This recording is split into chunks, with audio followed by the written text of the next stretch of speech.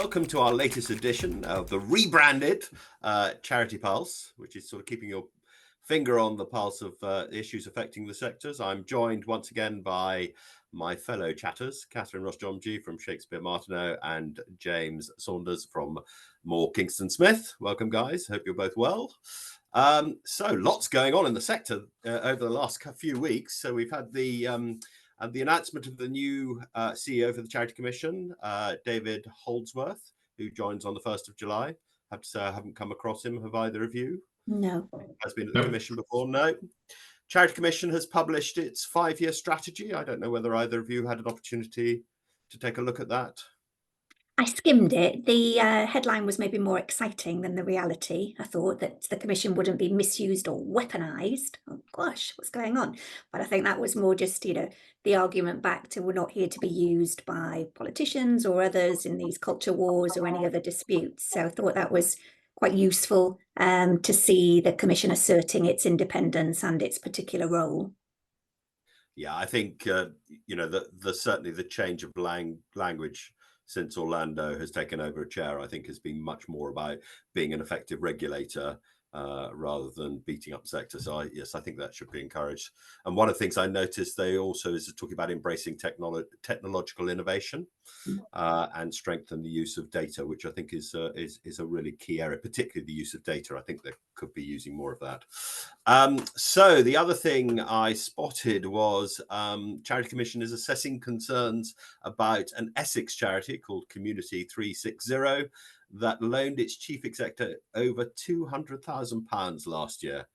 Now, when is it acceptable to loan somebody money from a charity? There we are. James, do you want to kick off on this one? Well, we just don't know in this case. I mean, that's the big problem with this one is, I've looked at the accounts where a lot of these, related party transactions are supposed to be disclosed.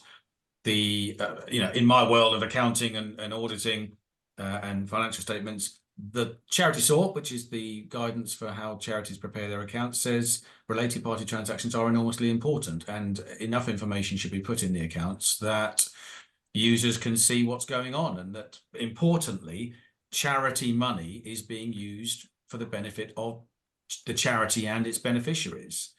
Now, as you alluded to, Charles, how is lending the CEO £200,000 for who knows what the right use of charity money? You can't possibly tell from the accounts.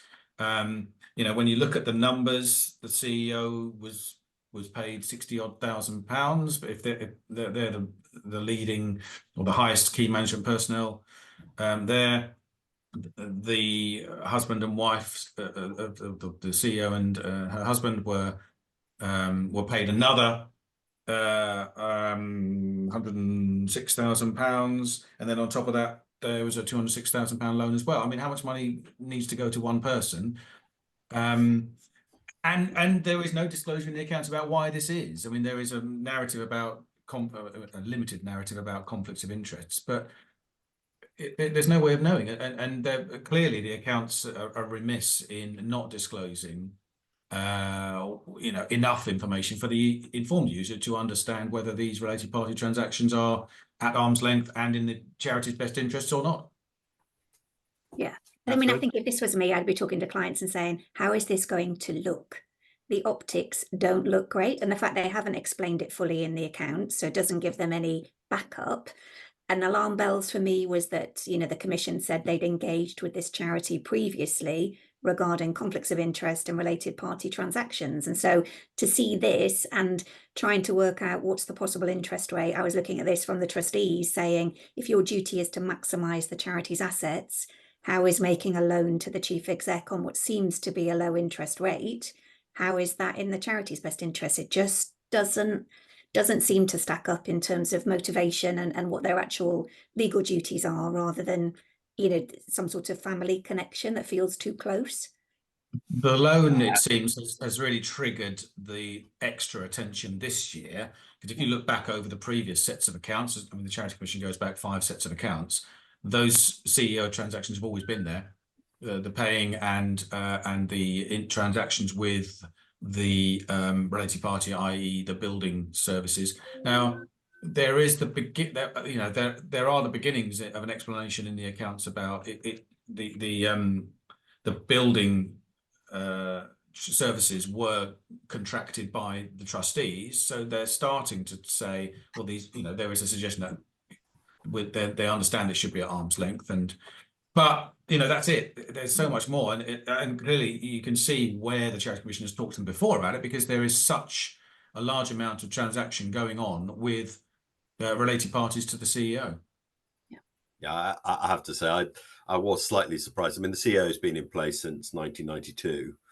They've obviously. It's also, Charles, where you've got to start wondering whether there's this de facto trustee role. I mean, is the CEO actually more powerful than the trustees in this case? There is an open question there. If the CEO has been there since 1993, trustees rotate every, let's say, 5, maximum 10 years, maybe.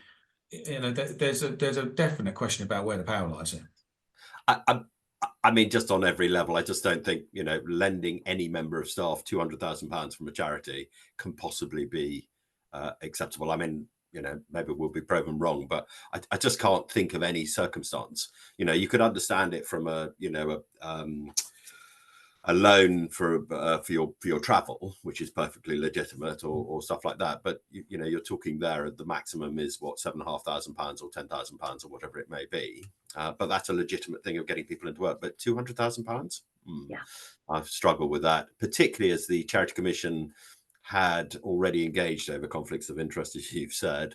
But I mean, the trustee statement was quite bland, which I suppose is not that surprising in the press, was where any issues of potential or actual conflicts of interest raised in our organizations, we take this matter very seriously. Well, they may take it very seriously, but I'm still struggling to understand how they could possibly have agreed to that. Yeah, no, absolutely. So the other thing I spotted was takeovers. And I think there were East Side Primetimers. They're now called East Side People, aren't they? Do a report every year, and now mergers are at an all-time low since they started the survey in 2013-14 at 48. I mean, I don't think that really comes as much as a surprise, does it? No, and I just, well, obviously as a lawyer, I'd nitpick, wouldn't I? But, I just take issue with what's a takeover, what's a merger?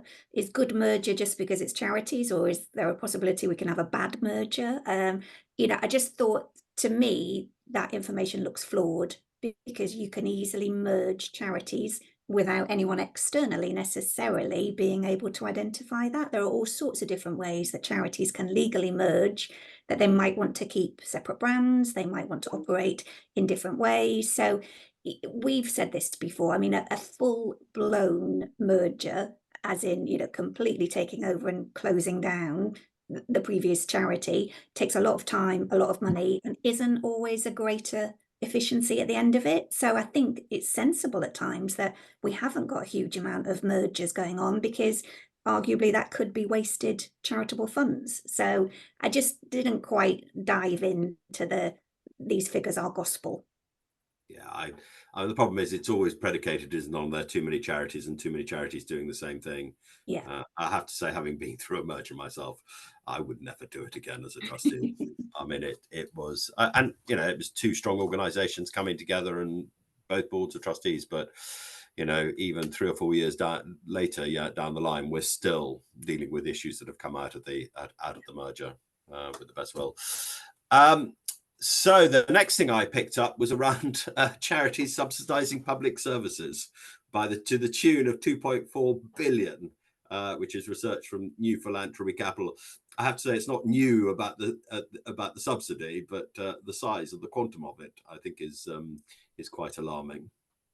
absolutely. It's good that they can put a number on it, isn't it? Really, it only, as you said, Charles, it supports what everyone's been saying for a long time, that more and more is being lumped onto the charity sector, and they need to do more with less. So yeah, it only supports that, I think.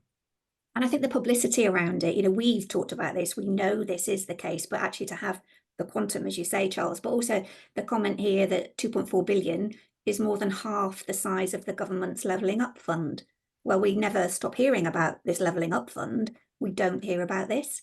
And I think when we've got MPs criticising charities, misunderstanding how charities operate, how they're funded, how they're governed, you know, they should be looking into this report to actually understand how they are not funding crucial services that people believe the state are paying for, and they're not.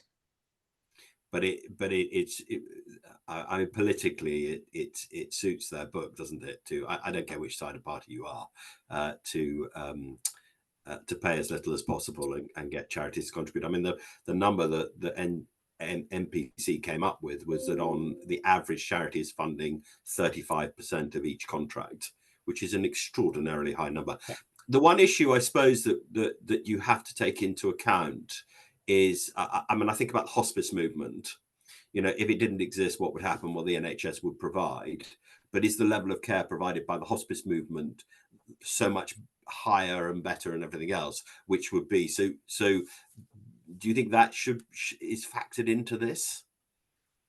I'm not sure that it is, but purely... again, I still, and we talked about this during lockdown and COVID when it first came out, you know, people talking about hospices and thinking the NHS fully finances them. No, they absolutely do not. But the general public doesn't understand, I think, where the NHS ends and where charity starts, actually. And I think, you know, there is that argument about, you know, would it be paid for by the NHS if they weren't there? I'm not sure that it would, and I'm not sure we'd be, you know, dying well, if that's the expression. But yeah. No, I think that's probably right. And actually, we have seen, haven't we, from a number of larger charities actually handing back contracts to local authorities. Because I think this also ties up, doesn't it, into government funding of local authorities funding of charities.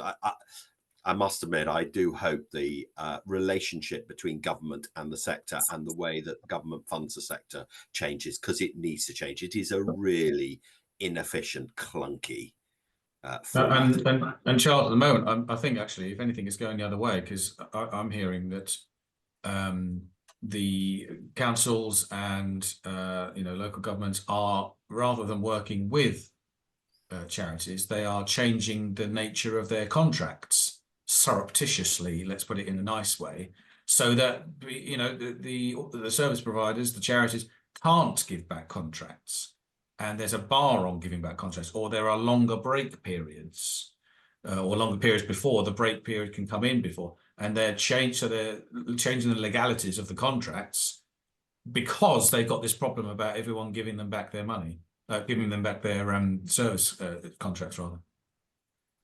Well, I have to say, we've got Matt Whitaker from Pro Bono Economics, who had a summit with the Labour Party on. I'll be very interested to see whether, as part of their discussions, this came up. I'd be amazed if it didn't.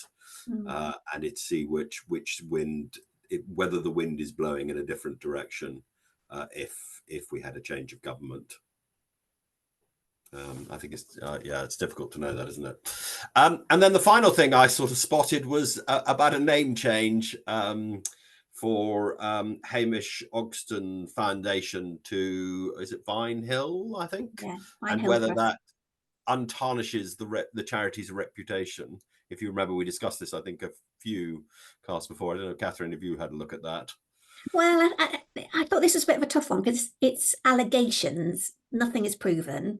And from the comment, it would appear to be historic allegations as well. So that kind of feels less pressing, less now. It's something that's happened. You can't do anything about it. If it results in charges and conviction, so be it.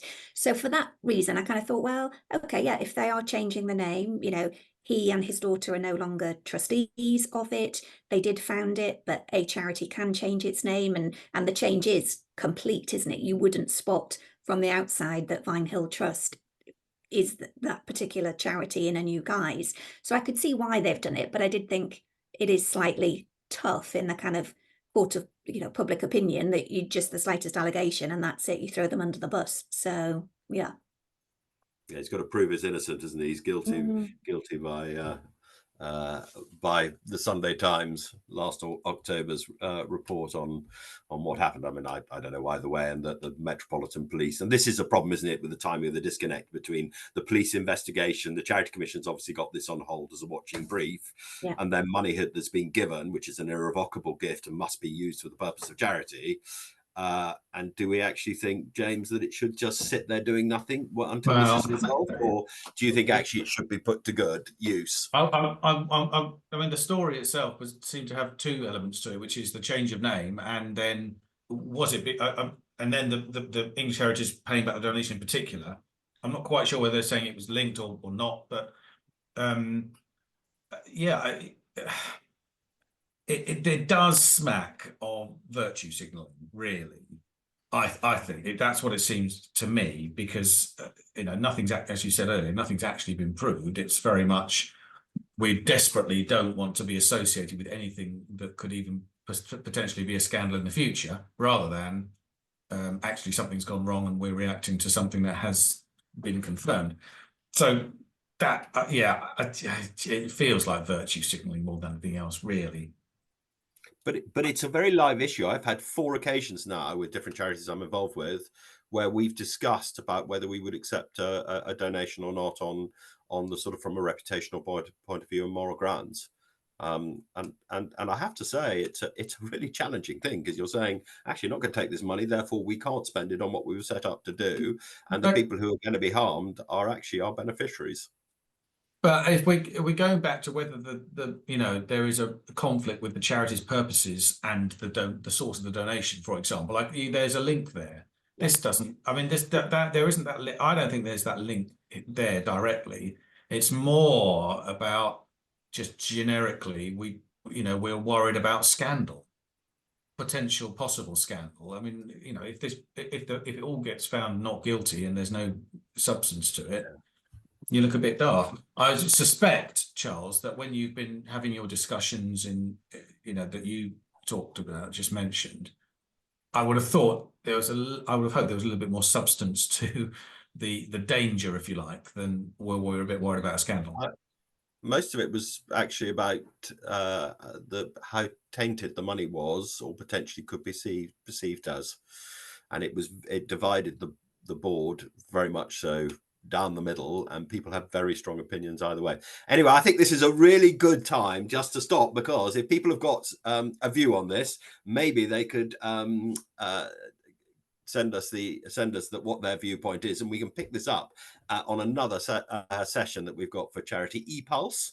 I'd just like to thank my fellow chatters, Catherine and James, once again, and just to let you know that we will be making this available as a podcast. Please do follow. Please click the subscribe button. And as I said, we welcome any comments or feedbacks, particularly on the last issue we've just discussed, because I think that's something that is going to carry on for some time.